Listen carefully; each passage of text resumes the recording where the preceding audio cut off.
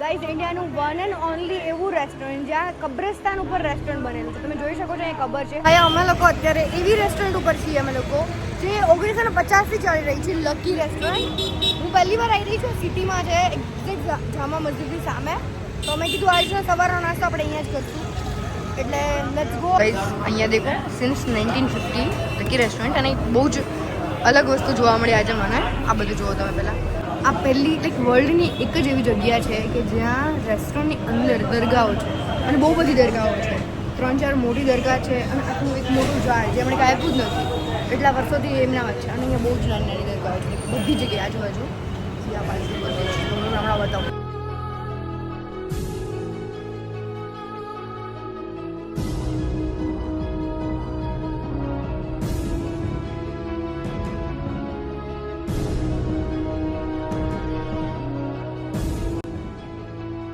Guys અમારો નાસ્તો જુઓ તમે ખાલી, કેટલો સુપર છે. અને આ વ્હાઈટ મસ્કાબન છે, એટલે મસ્ત પેલું બટર નથી, ઘરવાળું બટર છે આ. અને જામ મસ્કાબન અને ચાય વ્હાઈટ માખણ. યસ ભાઈ. અને અહીંયા અમે જમી રહ્યા છીએ. લિટરલી તમે જુઓ આજુબાજુનો નજારો. મને જ હજુ આમ અનરિયલ લાગી રહ્યું છે કે હું આવી પ્લેસ ઉપર છું. અને હું અમદાવાદમાં હતી, અહીંયા કેટલી બધી વાર આવી ગયેલી, છતાં પણ મને નથી ખબર કે આ જગ્યા આવી છે. બહુ હિસ્ટોરિકલ કહેવાય આ પ્લેસ તો યાર. Let's test place. रुक जाओ गाइस 2 मिनट, मैं माइक फिट कर लेती हूँ. गाइस અમે આ મસ્કાબન મેં ટ્રાય કર્યું. મેં તો પહેલી વાર વ્હાઈટ વાળું ટ્રાય કર્યું.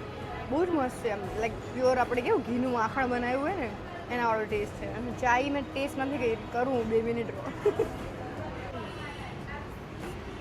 ભાઈ ચાય બી એકદમ જે ઉકાળી ના આપી, ચૂલે ઉકાળીને એવી પ્રોપર મસ્ત છે. મજા આવી ગઈ યાર. એસા નાસ્તા મિલ જાય.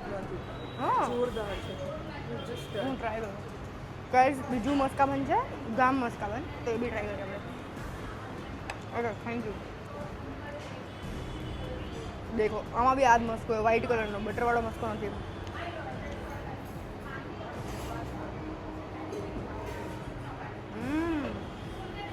ભાઈ બહુ મસ્ત છે.